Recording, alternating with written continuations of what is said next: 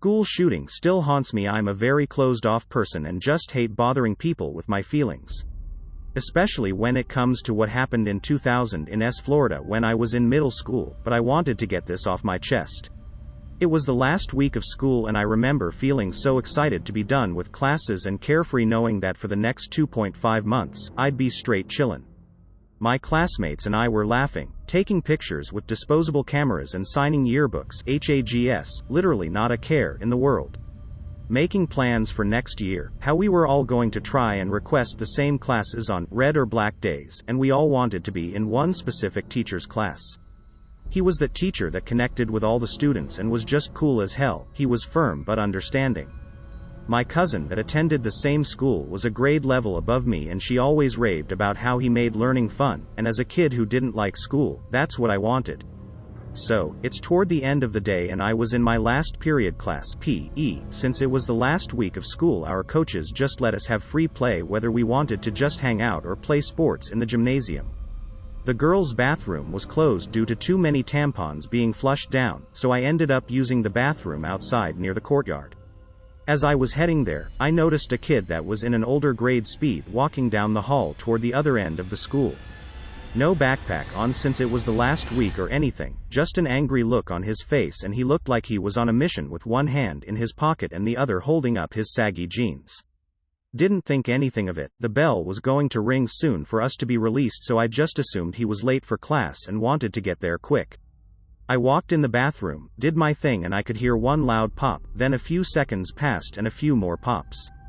I've never heard a sound like that, so I just walked out back toward the gym and could see kids running in my direction with a look of terror on their faces. All of a sudden our principal gets on the intercom and is telling everyone to get inside and lock the doors. I get to the gym door and our coaches are shoving anyone who walks up into the gym. The lights were off and it was pitch black. Only the light from the door that the coach was holding open helped me find my group of friends sitting on the bleachers.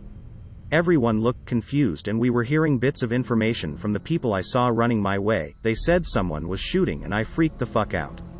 And to make matters worse, back in 2000 I didn't have a cell phone, so I had no way of contacting my parents to update them. I've never been more scared than I was on that day. The school ended up locking us down for over an hour until we were finally escorted on the bus to take us home.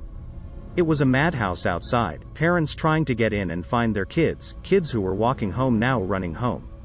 All of the kids on the bus couldn't stop talking about it, but all I could do is sit there and try not to cry.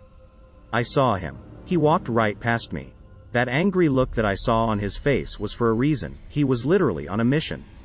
I finally get to my bus stop where my mom is waiting for me and I run into her arms as we both break down. I'm not a parent yet, but I could only imagine was what going through her mind when she hears that there was a shooting at my school and it was now almost 6 p.m. by the time I'm getting home. Another hour of crying and my parents trying to calm me down. We watch the news and find out that the student I saw came on campus when he was supposed to be suspended and killed a teacher. Not just any teacher, but that one teacher that I and every other student wanted, someone who made an actual difference in children's lives, and he's just ripped away in a selfish act. This student came on campus to see a girl he had a crush on to give her a gift, and this teacher tried to stop the student and redirect him off campus since he wasn't allowed to be there. And this asshole took him away from his wife and kids when they all thought he was going to be coming home that night.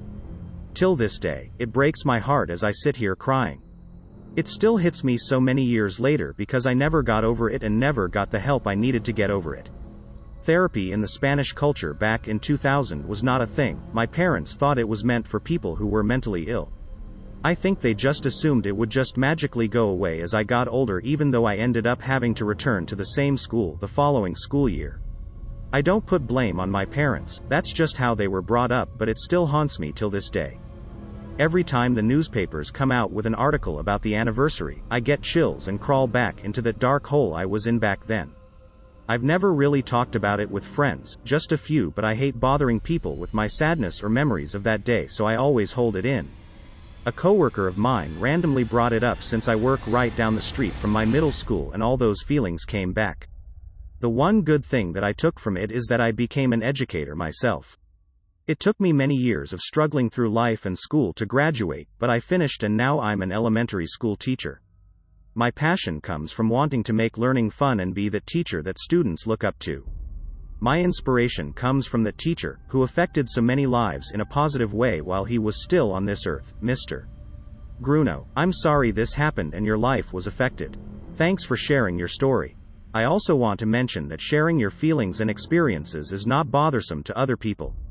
Have you ever had someone share something really painful that happened to them and you thought, oh my god, why won't they just shut up, or something? My guess is no. It's an honor when someone lets you into their life and shows a piece of themselves and their history like that, and chooses you to share it with.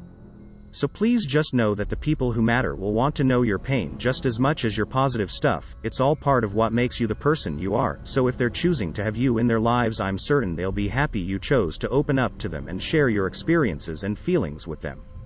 I know it's easier said than done, but I just noticed that the phrasing you used to describe talking about this type of stuff makes it clear that, aside from just being a reserved type of person, nothing wrong with that. I am too in real life. You also have some lasting fears that expressing yourself or talking about negative or painful memories, emotions is somehow a burden or an annoyance to the people in your life, and I just wanted to let you know it won't be.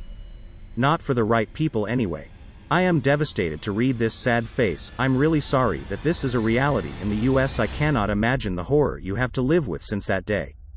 Nonetheless, I am glad that this event sparked that passion in you to become a teacher and to change kids' lives. You are so strong. Thank you for sharing. I know that wasn't an easy thing to type. It's not something that is very easily overcome either. Praying for you to have peace in your soul. Thank you for still having the courage to teach our future minds. I think it's important that they are taught by people who truly enjoy what they do and have Aiken's heart and can give them the patience they need.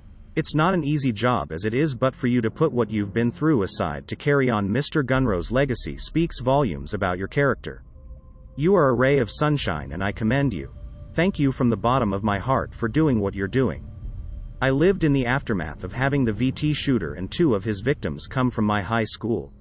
My entire area, and my neighborhood which the jerk lived, was a madhouse for the longest time. I can't even begin to imagine what being there would feel, but I'm elated and relieved that you made it out okay. I do feel the same sorrow over your classmates, as I was a part of the theater that Rima was. We all agonized over her death. It's a fucking terrible thing. I'm truly sorry for your loss, and especially for the loss of your innocence. No one ever expects to have such a horrific crime committed in their school, workplace, and it's gut-wrenching that you encountered the shooter on his mission to destroy a life you and the other students all held so dear. May you find healing and love from your own students, knowing that you are carrying on with the memory of Mr. Grunow always in your mind.